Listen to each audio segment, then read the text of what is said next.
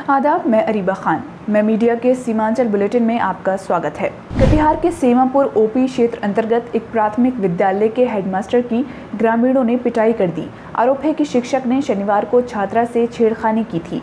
इसकी सूचना गांव के लोगों को मिली तो उन्होंने हेडमास्टर को स्कूल के कमरे में बंद कर दिया। इधर सेमापुर पुलिस को भी घटना के बारे में पता चला तो वह मौके पर पहुंची और हेडमास्टर को मुक्त कराकर थाने ले जाने लगी। उसी वक्त लोगों ने हंगामा शुरू कर दिया और पुलिस की मौजूदगी में हेडमास्टर की पिटाई की। पुलिस ने हेडमास्टर के खिलाफ मामला दर्ज कर लिया है। सिलीगुड़ी स्थित उत्तर बंगाल विश्वविद्यालय परिसर में शनिवार को एक अज्ञात व्यक्ति का शव मिलने से हड़कंप मच गया। स्थानीय सूत्रों के अनुसार विश्वविद्यालय के गेट नंबर 2 के पास असहनीय बदबू आ रही थी तो शक हुआ।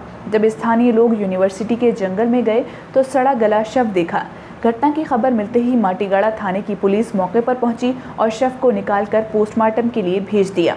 मौके पर पहुंचे विधायक आनंदमय बर्मन ने विश्वविद्यालय की सुरक्षा पर सवाल उठाए। उन्होंने कहा कि इससे पहले भी माटीगाड़ा में शव मिला था। अब विश्वविद्यालय परिसर में शव मिला है, जिससे परिसर की सुरक्षा पर सवाल उठ रहे हैं। उत्तर दिनाजपुर जिले के रायगंज मेडिकल कॉलेज व अस्पताल में बुखार से पीड़ित एक 9 साल की बच्ची की मौत हो गई। बच्ची के परिजनों के अनुसार उसे गुरुवार को बुखार और सांस की तकलीफ की शिकायत पर रायगंज मेडिकल कॉलेज व अस्पताल में भर्ती कराया गया था। उन्होंने बताया कि अस्पताल में भर्ती होने के बाद उसका स्वास्थ्य बेहतर होने लगा, पर अचानक उसकी तबीयत बिगड़ने लगी और शनिवार को उसकी मौत हो गई। परिवार वालों ने आरोप लगाया है कि अब तक अस्पताल की ओर से बच्ची की मौत का कारण नहीं बताया गया है। किशनगंज जिले में भी वायरल बुखार की शिकायत लेकर विभिन्न अस्पतालों में बच्चे भर्ती हो रहे हैं। इससे निपटने के लिए स्वास्थ्य विभाग अलर्ट पर है। सदर अस्पताल सहित जिले के सभी स्वास्थ्य केंद्रों पर आवश्यक चिकित्सा उपलब्ध कराई जा रही है। सदर अस्पताल में वायरल बुखार से ग्रस्त बच्चों के लिए 40 बेड का स्पेशल AC वार्ड बनाया गया है, जिसमें ऑक्सीजन की भी व्यवस्था है। इसके अलावा प्राथमिक स्वास्थ्य केंद्रों में भी बुखार से पीड़ित बच्चों के उपचार की व्यवस्था की गई है। सिविल सर्जन डॉक्टर श्रीनंदन ने प्राथमिक स्वास्थ्य केंद्रों में कम से कम 10 बेड का शिशु वार्ड समेत जरूरी चिकित्सा सुविधा उपलब्ध रखने का निर्देश दिया है। उन्होंने कहा कि शिशु वार्ड का निर्माण child friendly dedicated paediatric ward की तर्ज पर कराया जा रहा है, जिसमें इंसेंटिव केयर यूनिट की भी व्यवस्था रहेगी। डॉक्टर श्रीनंदन ने कहा कि वायरल बुखार से पीड़ित बच्चों की निगरानी करना ज़रूरी है, इसलिए आदेश दिया गया है कि ज़िले के किसी भी निजी या सरकारी अस्पताल में वायरल बुखार से पीड़ित बच्चा भर्ती होता है तो इसकी सूचना विभाग को देनी होगी। अररिया जिले के जोकीहाट प्रखंड के महलगांव थाना क्षेत्र अंतर्गत जिला पंचायत के उखवा किशनपुर गांव में पानी से भरे गड्ढे में एक व्यक्ति का शव मिला। महलगांव थाना पुलिस ने शव को बरामद कर पोस्टमार्टम कराया और शव को परिजनों के हवाले कर दिया। मृतक जोकीहाट के उदाहाट का रहने वाला था। वह बुधवार की शाम से लापता था। अररिया SDPO पुष्कर कुमार ने बताया कि मामले में जांच की जा रही है। पोस्टमार्टम रिपोर्ट आने के बाद ही मौत के सही कारणों का पता चल पाएगा। कटिहार सदर अस्पताल में कार्यरत सफाई कर्मचारी नियमित एवं वेतन वृद्धि की मांग को लेकर हड़ताल पर चले गए हैं। साथ ही पिछले कॉन्ट्रैक्टर के पास बकाया राशि की मांग भी शामिल की है। इस हड़ताल से अस्पताल में गंदगी फैल गई है। इस मामले में डीएम ने आश्वासन दिया है कि जल्द ही इस मामले को सुलझा लिया जाएगा। हाँ, अभी हड़ताल में है। हाँ, क्यों? क्योंकि हम लोग का पैसा लेके भाग गए सब। कौन? ठेकेदार हम लोग को लेके गए। आग जो भी ठेकेदार आते हैं हम लोग का पैसा लेके भाग जाते। हम लोग गरीब आदमी हैं, मर रहे हैं सर, नर घींचते हैं, सब कुछ घींचते हैं। और सवाल रहा कि जो भी ठेकेदार आते हम लोग को बोल देता है ये कर देंगे, वो कर देंगे, वो कर देंगे। ये शासन नहीं होता है। कोई चीज़ का हम लोग को व्यवस्था नहीं है। हम लोग को कोई चीज़ में मांग है। सवाल रह गया क्या कि डीएम साहब से और चाहे पदाधिकारी से हमको इस विनती है, उनसे कहना है कि हम लोग को सफाई कर्मचारी को नियमित किया जाए, परमानेंट किया जाए सर, कि ताकि हम लोग बाल बच्चा के पालन पोषण सब चला सकें सर। बकाया पैसा हमारा लोग को लेके गया है, वो हमको वापस कर दिया जाए सर। कौन भागा? नया ठेकेदार भागा है। आरा वाला 1.5 महीना का पैसा है सर। 1.5 महीना का नया ठेकेदार और 9 महीना का पुराना ठेकेदार। पुराना ठेकेदार 9 महीना का पुराना ठेकेदार लेके भागा। ये जो ठेकेदार अभी आरा वाला आया है वो 1.5 महीना का तनख्वाह लेके चला गया। बोलता है कि ठेकेदार अभी हड़ताल पर है। हाँ, अभी हड़ताल में। जब तक हम लोग का मांग पूरा नहीं होगा, जब तक डीएम साहब नहीं बोल देंगे। पूर्णिया शहर में चेन स्नैचिंग की घटनाएं थमने का नाम नहीं ले रही हैं। ताज़ा घटना पूर्णिया शहर के हाट थाना क्षेत्र के महाराजी हाता जनता चौक की है। यहाँ शनिवार की सुबह बाइक सवार उचक्कों ने एक महिला के गले से सोने की चेन छीन ली और फरार हो गए। पीड़ित महिला ने इसकी शिकायत थाने में दर्ज कराई है।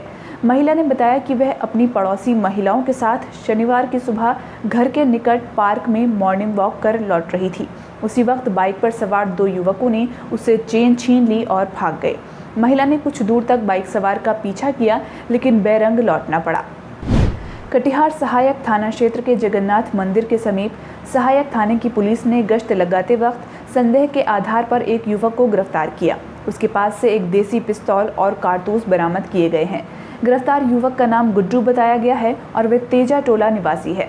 बताया जाता है कि गश्ती के दौरान पुलिस को देखकर वह भागने लगा तो पुलिस ने उसका पीछा कर दबोच लिया। एसडीपीओ ओम प्रकाश ने बताया कि अंदेशा है कि वह किसी अपराध को अंजाम देने के लिए पिस्तौल रख रहा था। उन्होंने कहा कि फिलहाल गुड्डू का आपराधिक इतिहास खंगाला जा रहा है। उत्तर दिनाजपुर जिले के चाकुलिया ब्लॉक के लहील हाई स्कूल परिसर में राज्य मंत्री गुलाम रब्बानी की मौजूदगी में फॉरवर्ड ब्लॉक के नेता प्रभु कुमार दास सहित फॉरवर्ड ब्लॉक और भाजपा के करीब 500 कार्यकर्ता टीएमसी में शामिल हुए। पर राज्य मंत्री गुलाम रब्बानी, चाकुलिया विधायक मिनहाजुल आफरीन, इटाहार विधायक और टीएमसी जिला अध्यक्ष कौशिक गुन मौजूद थे। टीएमसी जिला अध्यक्ष कन्हैयालाल अग्रवाल ने कहा कि पिछले 1 हफ्ते से भाजपा व फॉरवर्ड ब्लॉक के नेता अलग अलग जगहों पर पार्टी में शामिल हो रहे हैं। राजद अल्पसंख्यक प्रकोष्ठ के प्रदेश अध्यक्ष प्रोफेसर खालिद ने किशनगंज में आयोजित राजद कार्यकर्ता सम्मेलन में कहा कि केंद्र सरकार सभी मोर्चों पर फेल हो रही है। केंद्र की नरेंद्र मोदी सरकार देश के सभी संस्थानों को पूंजीपतियों को बेच रही है। उन्होंने कहा कि आज देश में महंगाई, बेरोजगारी, किसानों की समस्याओं को दूर करने में सरकार विफल साबित हो रही है और इन मुद्दों से ध्यान भटकाने के लिए भाजपा सरकार सांप्रदायिक राजनीति कर रही है।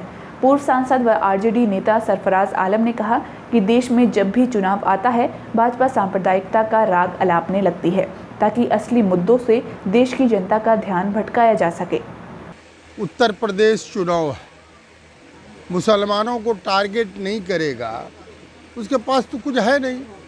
2 करोड़ नौकरी कहाँ गया, 15 लाख रुपया कहाँ गया? उसको दबाने के लिए एक मुसलमान मुद्दा है, हिंदुस्तान पाकिस्तान। इसी वजह बीजेपी के पास कोई मुद्दा ही नहीं है। आज उत्तर प्रदेश का चुनाव है, उसके लिए बॉर्डर अभी तो उनके ही गठबंधन ने जवाब दिया। तारा सुनीता जेडीयू की प्रवक्ता बनकर के उसने जवाब दिया। देखिए, देश को कंगाल कर दिया, प्राइवेट सेक्टर में भेज दिया, न रोजगार है, महंगाई चरम सीमे पर है, किसान 1 साल से रोड पर है, वो सुनने का फुर्सत नहीं है। मंदिर मस्जिद और एक मुसलमान को टारगेट करके हिंदुस्तान की गद्दी पर राज करना चाहिए। अररिया के चांदनी चौक पर जन अधिकार पार्टी ने राजीव प्रताप रूड़ी का पुतला फूंका। इस दौरान जाप प्रवक्ता जेडी यादव ने कहा कि कुछ दिन पहले छपरा के भाजपा सांसद राजीव प्रताप रूड़ी अपनी सफाई में कह रहे थे कि हमारे सभी एम्बुलेंस में जीपीएस लगा हुआ है, इसलिए जब अधिक गति से चलती है तो मॉनिटरिंग रूम से ड्राइवर को कॉल जाती है। ऐसे में उनको ये जानकारी नहीं हुई कि उनकी एम्बुलेंस में शराब है। उन्होंने आगे कहा कि एक तरफ गठबंधन में नीतीश सरकार शराबबंदी कानून लागू करती है और दूसरी तरफ शराबबंदी का भद्दा मजाक उड़ाया जाता है। आज राजीव प्रताप रूड़ी का बिहार सरकार का और केंद्र सरकार का पुतला दहन किया गया। इसकी मुख्य वजह यह है कि राजीव प्रताप रूड़ी, जिनके एम्बुलेंस कांड का 50 से अधिक एम्बुलेंस जब कोरोना काल में लोगों की सेवा होनी चाहिए थी, तब वो सेवा नहीं कर रही थी, उसको वहाँ अपने घर पर खड़ा करके किया गया था। और जब राजेश रंजन और पप्पू यादव जी ने वो एम्बुलेंस कांड को उजागर किया तो राजेश रंजन और पप्पू यादव जी की गिरफ्तारी हो जाती है। क्या यही इंसाफ है बिहार का? क्या यही इंसाफ है हमारे केंद्र के नरेंद्र मोदी सरकार का? जो राजेश रंजन और पप्पू यादव गरीबों की सेवा कर रहा था, उसको गिरफ्तार कर दिया गया। और आज से कुछ दिन पहले राजीव प्रताप रूड़ी की गाड़ी में 280 लीटर शराब बरामद हुई है। वो सरकारी एम्बुलेंस में शराब कहाँ से आई? एक तरफ नीतीश कुमार जी कहते हैं कि बिहार में शराबबंदी है। अगर बिहार में शराबबंदी है तो वो एम्बुलेंस में शराब कहाँ से आई? इसका जवाब राजीव प्रताप रूड़ी देंगे, इसका जवाब वहाँ का पुलिस प्रशासन देगा, या इसका जवाब नरेंद्र मोदी की केंद्र सरकार देगी। अररिया मुख्यालय NH 57 स्थित हरियावाड़ा टोल प्लाजा के समीप उत्पाद विभाग की टीम ने 4239 लीटर विदेशी शराब बरामद की है। इस मामले में गाड़ी चालक को गिरफ्तार कर पुलिस पूछताछ कर रही है। ड्राइवर का नाम आशीष कुमार है और वह यूपी के कानपुर का रहने वाला है। बताया जाता है कि मिनी ट्रक पर विदेशी शराब की बड़ी खेप धान की बोरियों के नीचे छिपा कर ले जाई जा रही थी। पुलिस के मुताबिक शराब की खेप पश्चिम बंगाल के दालकोला से बिहार के मुजफ्फरपुर जा रही थी। उत्पाद विभाग की टीम ने टोल प्लाजा पर जांच के दौरान वाहन से शराब बरामद की। ड्राइवर से पूछताछ कर शराब मालिक का पता लगाया जा रहा है।